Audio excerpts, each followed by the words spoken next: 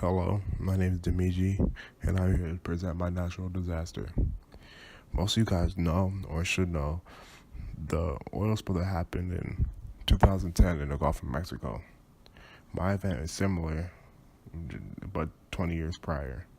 On March 24th, 1989, the oil tanker called the Exxon Valdez just entered Alaska's Prince William Sound in the Gulf of Alaska. After departing the Valdez Marine Terminal full of crude oil, at 12:04 a.m., the ship struck a reef, tearing open the hull and releasing 11 million gallons of oil into the environment. The initial responses by Exxon and the Alaskan Pipeline Company were insufficient to contain most of the spill, and to make matters worse, a storm blew in soon after, spreading the oil widely. Eventually, more than 1,000 miles of coastline were infected with this oil, and hundreds of thousands of animals perished. Exxon ended up paying billions in cleanup costs and fines, and remains tied up with court cases to this day. The captain, Joseph Hazelwood, was drunk while driving the ship, but convicted for misdemeanor charge of negligent discharge of oil, and fined $50,000 and sentenced to 100 hours of community service. Though the oil mostly disappeared from view, most Alaskans can see oil patches sprout up on beaches to this day. So we pulled into this bay and we're waiting for the tide to drop down. The tide is dropping just before midnight. So we basically have to wait it out so we can look at one of these beaches where we're told there's oil. And swimming over the top of the beach are several hundred pink salmon.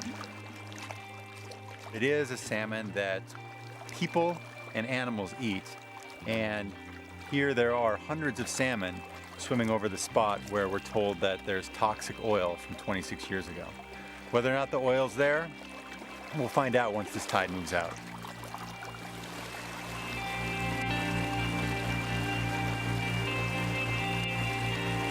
I mean, this guy is spawning. You can see he's got the characteristics. He's starting at a hump on the top. The salmon is spawning the next generation. Well, I'll get him back in the water. He's okay.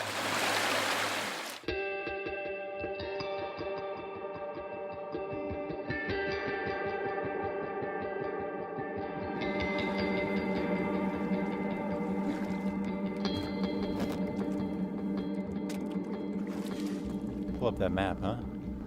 So this is interesting. This is a map that shows the extent of the spill. Apparently oil came to this beach and 1,500 miles that way too, down the Aleutian chain. So this is a beach that apparently may still have oil.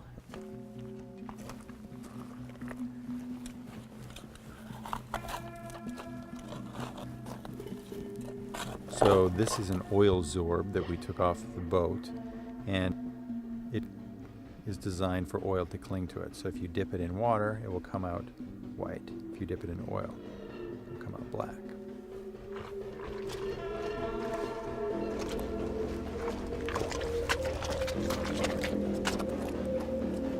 So this rock is teeming with life. You have kelp, crab, you have barnacles, snail, you have mussels, you have barnacles on those mussels. This is part of a food chain that we are part of, and it's not 5 years after the spill, it's 26 years after an oil spill. Look at that. I just flipped over a rock and touched the bottom of it. That's what dirt looks like. Watch this.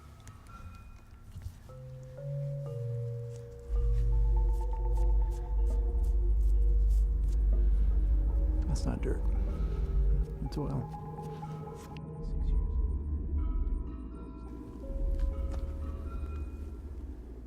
Smell this.